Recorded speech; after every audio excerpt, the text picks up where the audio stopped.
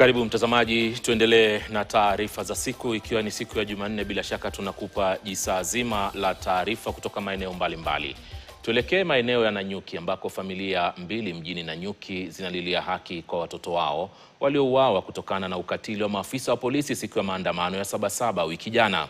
James Wambugu ambaye ni mwanafunzi wa kidato cha 3 alifariki baada ya kupigwa risasi pajani. Mwenzake Julia Wangui naye aliaga dunia kwenye hali ya utata akiwa kwenye korokoro za polisi. Upasuaji wa maiti hizo mbili umefanyika leo huko Nanyuki. Mwanahabari Clement Masombo anaarifu zaidi. Uchungu na majonzi ndio hisia nzito za usaliti zinazokumba familia ya James Wambugu baada ya ripoti ya upasuaji iliyofanyika kwenye makafani ya hospitali ya rufaa ya Nanyuki kuonyesha kuwa aliaga kutokana na risasi. 3 of us have conducted the postmortem examination and we have concluded and agreed on the cause of death.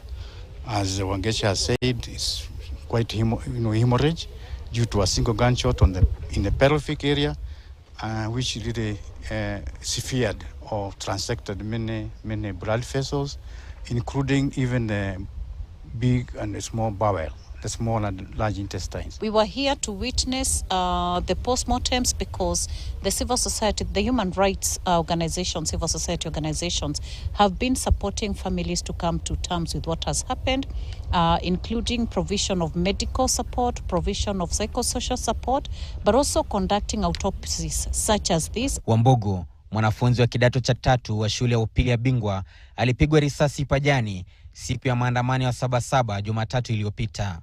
Kwa hii Sabasaba 7 kulikuwa na hii nini ya demonstrations. Sasa James alijipata hapo.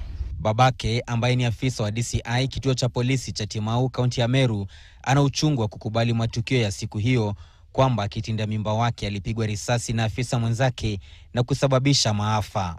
Sisi tuko na huzuni sana kulingana na vyenye Jimmy brother yetu alikuwa hata kwa shule alikuwa sawa, alikuwa anataka kuwa daktari, hiyo ndio dream alikuwa nayo.